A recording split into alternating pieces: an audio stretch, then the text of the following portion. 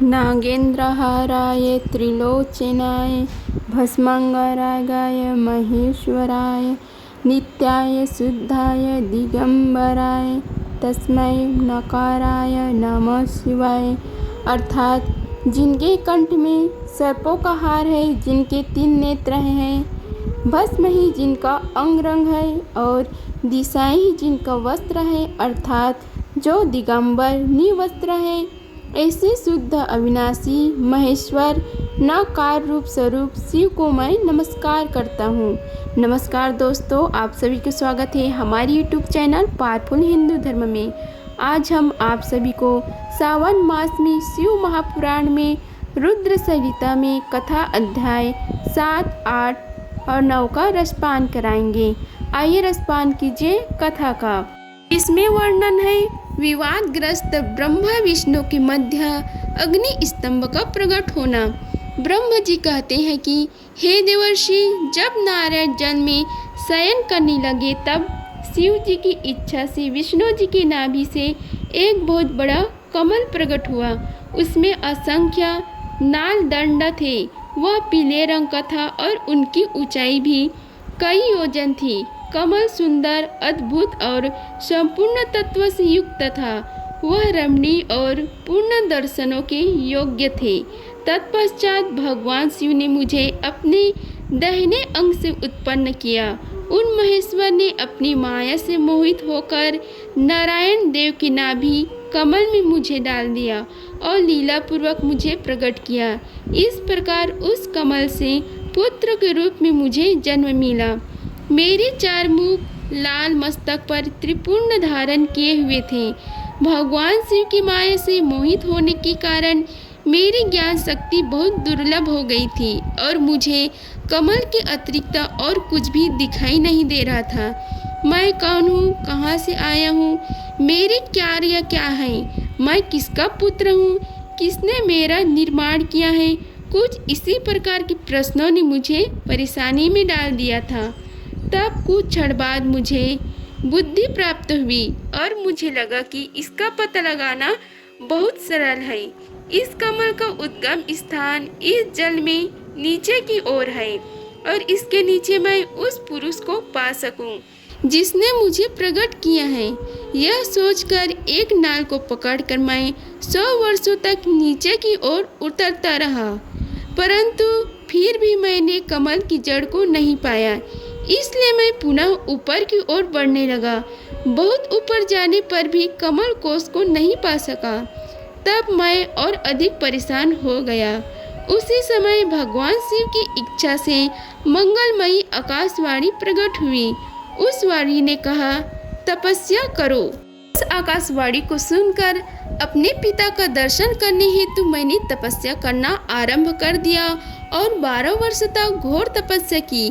तब 4 भुजाधारी सुंदर नेत्र से सुशोभित भगवान विष्णु प्रकट हुए। उन्होंने हाथों में चंग, चक्र, गदा और पद्म धारण कर रखी थी।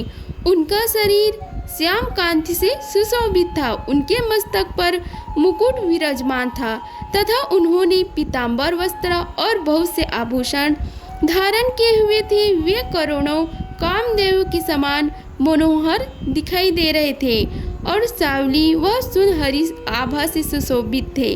उन्हें वहां देखकर मुझे बहुत हर्ष व आश्चर्य हुआ।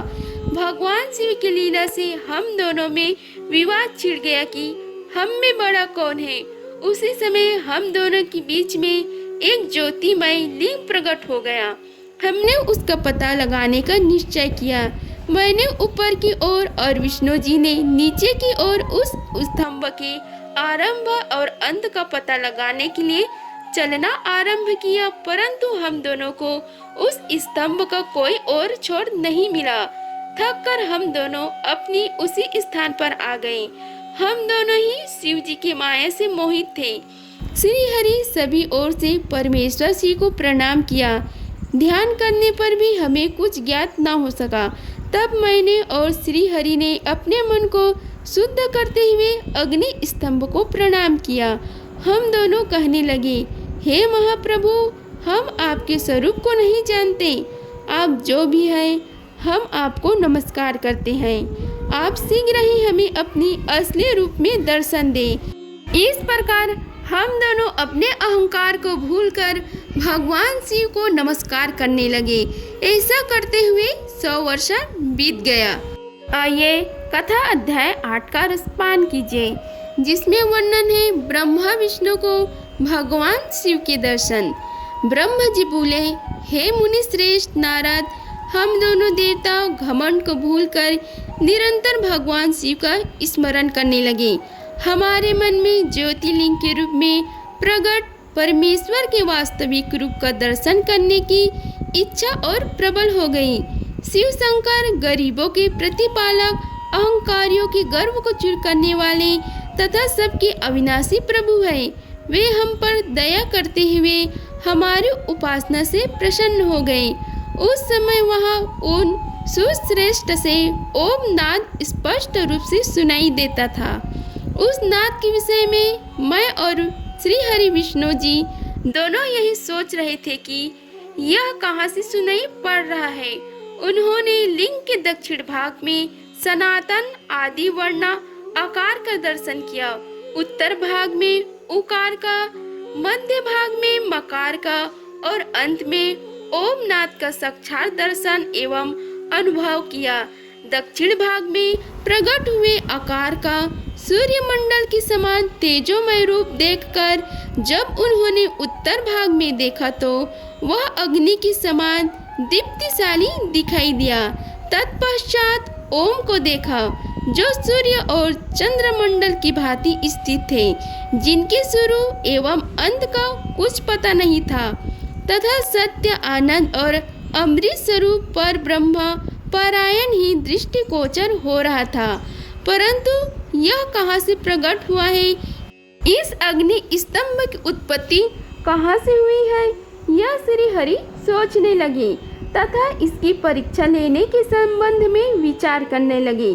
तब श्री हरि ने भगवान शिव का चिंतन करते हुए वेद और शब्द के आवेश से युक्त हो अनुपम अग्नि स्तंभ के नीचे जाने का निर्णय लिया और मैं और विष्णु जी विश्वात्मा शिव का चिंतन कर रहे थे। तभी वहाँ एक ऋषि प्रकट हुए। उन्हीं ऋषि के द्वारा परमेश्वर विष्णु ने जाना कि इस शब्द का ब्रह्ममय शरीर वाले परम लिंग के रूप में साक्षात परम ब्रह्म स्वरूप महादेव जी प्रकट हुए हैं। ये चिंता रहित रुद्र हैं।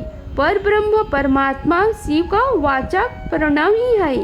वह एक सत्य परम कारण आनंद अकृत परात्पर और पर ब्रह्म है। वर्णों के पहले अक्षर आकार से जगत की वशीभूत अर्थात ब्रह्म जी का बोध होता है। दूसरे अक्षर उकार से सभी के कारण श्री हरि विष्णु का बोध होता है। तीसरे अक्षर मकार से भगवान शिव का ज्ञान होता है। आकार सृष्टिकर्ता, उकार मोह में डालने वाला और मकार नित्य अनुग्रहण करने वाला है। मकार अर्थात भगवान शिव बीजी अर्थात बीज के स्वामी है, तो आकार अर्थात ब्रह्म जी बीज है। उकार अर्थात श्री विष्णु जी योनि है। महेश्वर बीजी बीज और योनि है। इन सभी को नाद कहा गया है। बीजी अपने बीज को अनेक रूप में विभक्त करते हैं। बीजी भगवान शिव के लिंग से उकार रूप में योनि में स्थापित होकर चारों तरफ ऊपर की ओर बढ़ने लगा। वह दिव्य अंडा कई वर्षों तक जल में रहा। हजारों वर्ष के बाद भगवान शिव ने इस अंड को 2 भागों में विभक्त कर दिया। तब इसके 2 भागों में से पहला सुवर्णमय कमल ऊपर की ओर स्थित हो गया, जिससे स्वर्गलोक उत्पन्न हुआ तथा कपाल के नीचे भाग से 5 तत्वों वाली पृथ्वी प्रकट हुई। उस अंड से चतुर्मुख ब्रह्म उत्पन्न हुए, जो समस्त लोगों के सृष्टा है। भगवान महेश्वर ही रीम आ उ वा मा त्रिविध रूपों में वर्णित है। इसलिए ज्योतिर्लिंग स्वरूप सदाशिव को ओम कहा गया है। इसकी सिद्धि यजुर्वेद में भी होती है। देवेश्वर शिव को जानकर श्री विष्णु ने शक्ति संभूत मंत्रों द्वारा उत्तम एवं महान अभ्युदय से सुशोभित भगवान शिव की स्तुति करनी शुरू कर दी। इसी समय मैंने और विश्वपालक भगवान विष्णु ने एक अद्भुत व सुंदर रूप देखा, जिसके 5 मुख, 10 भुजा, कपूर के समान गौवर्ण, परम कांतिमय, अनेक आभूषणों से सुशोभित, महान उदार, महावीरवान और महापुरुष के लक्षणों से युक्त था, और जिनके दर्शन पाकर मैं और श्री विष्णु धन्य हो गए। तब परमेश्वर महादेव भगवान प्रसन्न होकर अपने दिव्यमय रूप में स्थित हो गए। आकार उनका मस्तक और आकार ललाट है। इकार दाहिना और ईकार बाएं नेत्र है। उकार दाहिना और उकार बायां कान है। रीकार दाया और रीकार बायां गाल है। लीम उनकी नाक के छिद्र हैं। एकार और एकार उनके दोनों होठ है। ओकार और औकार उनकी दोनों दंत पंक्तियां हैं। अम और अहा देवादि देव शिव के तालु हैं। का आदि 5 अक्षर उनके दाहिने 5 है और चा आदि बाएं 5 है। ता और टा से शुरू 5 अक्षर उनके पैर हैं। पकार उनका पेट है। फकार दाहिना और बकार बायां पार्श्व भाग है। भकार कंधा, मकार हृदय है। हकार नाभि है। य से स तक के 7 अक्षर 7 धातुएं हैं, जिनसे भगवान शिव का शरीर बना है। इस प्रकार भगवान महादेव व भगवती उमा के दर्शन कर हम दोनों कृतार्थ हो गए। हमने उनके चरणों में प्रणाम किया।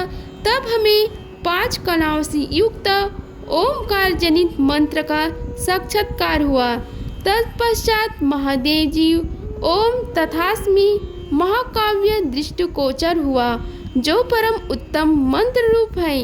इसके बाद धर्म और अर्थ का साधक बुद्धि स्वरूप 24 अक्षरे गायत्री मंत्र प्रकट हुआ, जो पुरुषार्थी रूप फल देने वाला है। तत्पश्चात मृत्युंजय मंत्र, फिर पंचाक्षर मंत्र तथा दक्षिणामूर्ति व चिंतामणि का साक्षात्कार हुआ। इन 5 मंत्रों को विष्णु भगवान ने ग्रहण कर जपना आरंभ किया। ईशो के मुकुटमणि ईशान है, जो पुरातत्व पुरुष है, हृदय को प्रिय लगने वाले हैं, जिनके चरण सुंदर हैं, जो सांप को आभूषण के रूप में धारण करते हैं, जिनके पैर वह नेत्र सभी ओर हैं, जो मुझ ब्रह्म के अधिपति, कल्याणकारी तथा सृष्टि पालन एवं संहार करने वाले हैं। उन वरदायक शिव की मेरी साथ भगवान विष्णु ने प्रिय वचनों द्वारा संतुष्ट चित्त से स्तुति की है। आइए कथा अध्याय 9 का रसपान कीजिए, जिसमें वर्णन है देवी उमा एवं भगवान शिव का प्रगटाय एवं उपदेश देना। ब्रह्म जी बोले, हे नारद, भगवान विष्णु द्वारा की गई अपनी स्तुति सुनकर कल्याणमयी शिव बहुत प्रसन्न हुए और देवी उमा सहित वहां प्रकट हो गए। भगवान शिव के 5 मुख थे और हर मुख में 3-3 नेत्र थे। मस्तक में चंद्रमा, सिर पर जटा तथा संपूर्ण अंगों में विभूति लगा रखी थी। 10 भुजा वाले, गले में नीलकंठ आभूषणों से विभूषित और माथे पर भस्म का त्रिपुंड लगाए थे। उनका यह रूप मन को मोहित करने वाला और परम आनंदमयी था। महादेव जी के साथ भगवती उमा ने भी हमें दर्शन दिए। उनको देखकर मैंने और विष्णु जी ने पुनः उनकी स्तुति करनी शुरू कर दी। तब पापों का नाश करने वाले तथा अपने भक्तों पर सदा कृपा दृष्टि रखने वाले महेश्वर ने मुझे और भगवान विष्णु को श्वास से वेद का उपदेश दिया। तत्पश्चात उन्होंने हमें गुप्त ज्ञान प्रदान किया। वेद का ज्ञान प्राप्त कर कृतार्थ हुए विष्णु जी और मैंने भगवान शिव और देवी के सामने अपने दोनों हाथ जोड़कर नमस्कार किया तथा प्रार्थना की।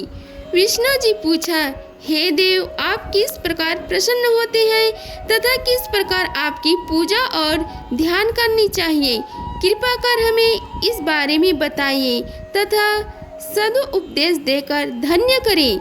ब्रह्म जी कहते हैं कि हे नारद, इस प्रकार श्री हरि की यह बात सुनकर अत्यंत प्रसन्न हुए। कृपा निधान शिव ने प्रीतिपूर्वक यह बात की। शिव जी बोले, मैं तुम दोनों की भक्ति से बहुत प्रसन्न हूँ। मेरी इसी रूप का पूजन व चिंतन करना चाहिए। तुम दोनों महाबली हो।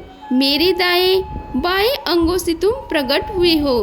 लोक पिता ब्रह्म मेरी दाहिने पार्श्व से और पालनहार श्री हरि विष्णु मेरे बाएं पार्श्व से प्रकट हुए हैं।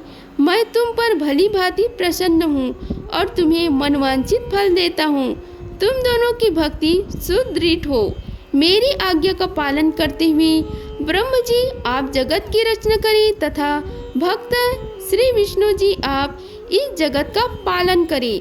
भगवान विष्णु बोले, हे प्रभु, यदि आपके हृदय में हमारी भक्ति से प्रीति उत्पन्न हुई है और आप हम पर प्रसन्न होकर हमें वर देना चाहते हैं तो हम यही वर मांगते हैं कि हमारे हृदय में सदैव आपकी अनन्य एवं अविचल भक्ति बनी रहे। ब्रह्म जी बोले, हे नारद, श्री विष्णु जी की यह बात सुनकर भगवान शंकर प्रसन्न हुए। तब हमने दोनों हाथ जोड़कर उन्हें प्रणाम किया। शिव जी कहते हैं कि मैं सृष्टि, पालन और संहार का करता हूँ। मेरा स्वरूप सगुण और निर्गुण है। मैं ही सच्चिदानंद, निराकार, परब्रह्म और परमात्मा हूँ। सृष्टि का रचना, रक्षा और प्रलय रूप गुणों का कारण मैं ही ब्रह्मा, विष्णु और रुद्र नाम धारण कर 3 रूप में विभक्त हुआ हूँ। मैं भक्त वत्सल हूँ और भक्तों की प्रार्थना को सदैव पूरी करता हूँ। मेरी इसी अंश से रुद्र की उत्पत्ति होगी। पूजा की विधि विधान की दृष्टि से हम में कोई अंतर नहीं होगा। विष्णु, ब्रह्मा और रुद्र तीनों एक रूप होंगे। इनमें भेद नहीं है। इनमें जो भेद मानेगा वह घोर नरक को भोगेगा। मेरा शिव रूप सनातन है तथा सभी का मूल रूप है। यह सत्य ज्ञान एवं अनंत ब्रह्म है। ऐसा जानकर मेरे यथार्थ स्वरूप का दर्शन करना चाहिए। मैं स्वयं ब्रह्म जी के भ्रुकुटी से प्रकट होऊंगा। ब्रह्म जी आप सृष्टि के निर्माता बनो। श्री हरि विष्णु इसका पालन करें तथा मेरे अंश से प्रकट होने वाले रुद्र प्रलय करने वाले हैं। उमा नाम से विख्यात परमेश्वरी प्रकृति देवी है। इन्हीं की शक्तिभूता वाग देवी सरस्वती ब्रह्म जी के अर्धाग्नि होगी और दूसरी देवी जो प्रकृति देवी से उत्पन्न होगी लक्ष्मी रूप में श्री विष्णु जी की शोभा बढ़ाएगी तथा काली नाम से जो तीसरी शक्ति उत्पन्न होगी वह मेरे अंशभूत रुद्रदेव को प्राप्त होगी। कार्य सिद्धि के लिए वे ज्योति रूप में प्रकट होगी। उनका कार्य सृष्टि, पालन और संहार का संपादन है। मैं ही सृष्टि, पालन और संहार करने वाले रज आदि 3 गुणों द्वारा ब्रह्मा, विष्णु और रुद्र नाम से प्रसिद्ध हो 3 रूपों में प्रकट होता हूँ। तीनों लोगों को पालन करने वाले श्री हरि अपने भीतर तमोगुण और ब्रह्म सत्व गुण धारण करते हैं। त्रिलोक का संहार करने वाले रुद्रदेव भीतर सद्गुण और बाहर तमोगुण धारण करते हैं तथा त्रिभुवन की सृष्टि करने वाले ब्रह्म जी बाहर और भीतर से रजोगुण है। इस प्रकार ब्रह्म, विष्णु तथा रुद्र तीनों देवताओं में गुण हैं तो शिव गुणातीत माने जाते हैं। हे विष्णु, तुम मेरी आज्ञा से सृष्टि का प्रसन्नता पूर्वक पालन करो। ऐसा करने से तुम तीनों लोकों में पूजनीय होगे।